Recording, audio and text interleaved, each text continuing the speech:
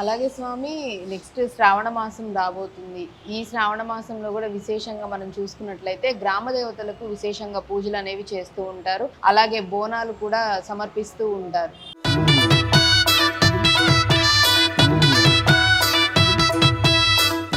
So ఈ గ్రామ దేవతలకి ఆ సమయంలో పూజలు చేయటం వల్ల ఎటువంటి ఫలితాలు అనేవి ఉంటాయి? మనకు యాదేవి సర్వభూతేషు శక్తి రూపేణ సంస్థిత నమస్తస్యై నమస్తస్యై నమస్తస్యై నమో నమః.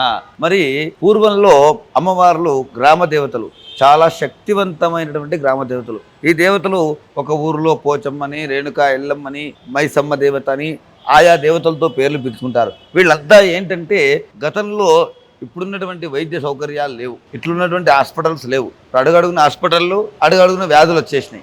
అప్పుడే ఆ కాలంలో ఏంటంటే చెట్లు, రసాలు, ఎంత పెద్ద దెబ్బ తగిలినా కూడా ఒక మొక్క రసం పిండి పెట్టేవాళ్ళు.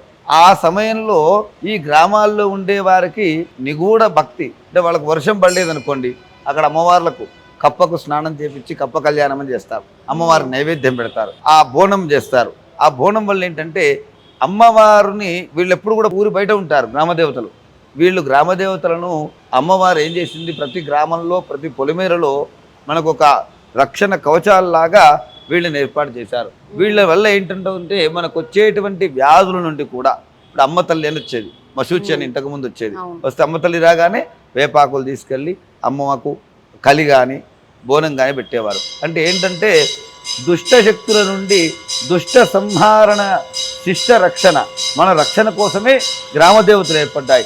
మన తెలంగాణ ప్రాంతంలో బోనాలకు అతీతమైన భక్తి శ్రద్ధలు. ఈ యొక్క పర్వదినాల్లో ఈ బోనాల్లో గనక అమ్మవారు దర్శనం చేసుకోవడం వల్ల అతీతమైన ఫలితాలు. ఎటువంటి ఫలితాలు? అనర్ఘలంగా ఉండే వ్యాధులు, అంటే చాలా రోజుల నుంచి మరుగున పడుతున్న వ్యాధులు కానీ ఇవన్నీ. అయితే ఈ ఆషాఢ మాసం ఏమవుతుంది, వర్షాల ప్రభావం చేత బాగా ఎండలు కొట్టినటువంటి వాతావరణం ఒక్కసారి చల్లబడడం వల్ల మన శరీరంలో ఉండే ఉష్ణతాపం వల్ల రకరకాల వ్యాధులు పైకి ప్రబలుతాయి.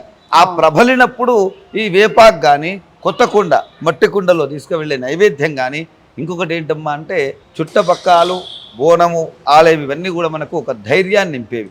ఏమవుతుంది, ఒక ఆడపిల్ల వస్తుంది, మన మేనత్తలు వస్తారు, మన బావలు వస్తారు, వీళ్ళు వచ్చి ఏం చేస్తారు, ఏం సమస్య ఉంది బేట, ఇంట్లో భార్యాభర్తలు కొట్లాట, ఏం కొట్లాట, అక్కడ పరిష్కారం చేసేస్తారు. ఇప్పటిలాగా కోర్టులు, కొట్లాటలు, కేసులు లేవు. అప్పుడు ఎంత కొట్లాడుకున్నా వీళ్ళు కూర్చోవాలి, వాళ్ళు కూర్చోవాలి, మాట్లాడుకోవాలి, మళ్ళీ కలిసిపోవాలి. అప్పుడు ఆదివారం వచ్చిందంటే చక్కగా బోనాలు.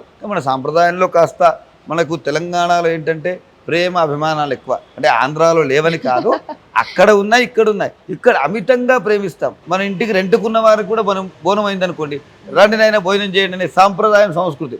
వాళ్ళు పెట్టరని అనట్లేదు, కానీ ఎక్కువ భాగం ప్రేమతో కూడినటువంటి ప్రాంతం మన తెలంగాణ ప్రాంతం.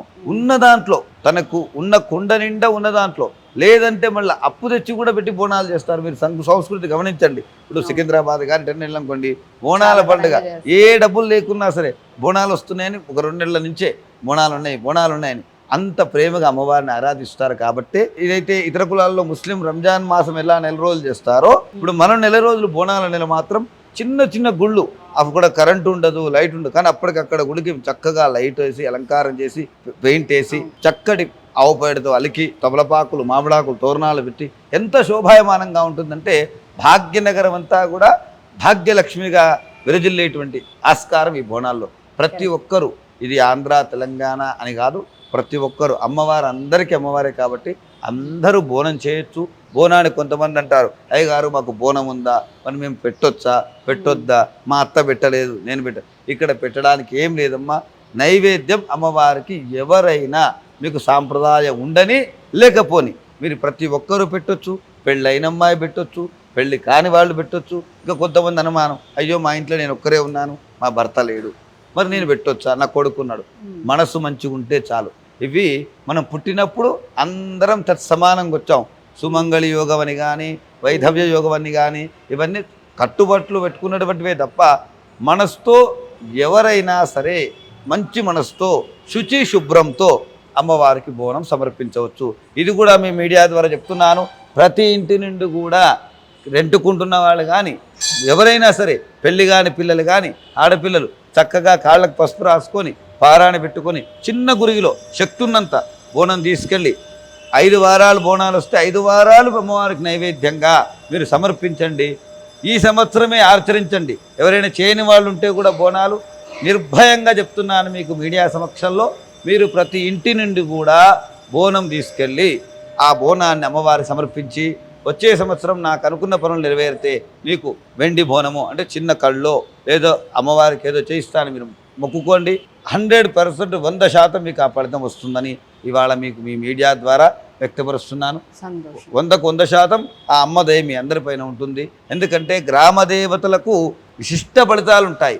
ఎందుకు అంటే వాళ్ళు ఎటువంటి ఇప్పుడు ఈ అమ్మవార్లకు మనం చండీ హోమం చేస్తే ఎంత ఫలితం వస్తుందో ఒక్క గ్రామ దేవతకు బోనం సమర్పిస్తే అంత ఫలితం వస్తుంది. ఆహ్లాదకరమైన వాతావరణంలో ఉండే అమ్మవార్లు వాళ్ళను ప్రకృతి దీవిస్తుంది. ఎక్కడో ఊరు బయట చెట్టు కింద ఉండే అమ్మవారు కాబట్టి ఆమెకు ఎండ వాన గాలి మెరుపులు పిడుగులు అన్నీ తట్టుకొని ఆ శక్తితో ఉన్న అమ్మవారు కాబట్టి మనకు ఒక యాంటీబయాటిక్, ఒక టాబ్లెట్ వేసుకోగానే యాంటీబయాటిక్ వేసుకోండి అంటారు సర్ది అయితే, అట్లా అమ్మవారిని దర్శిస్తే సత్ఫలితాలు మీకు కలుగుతాయి. జై జగదంబ మాతాకి జై.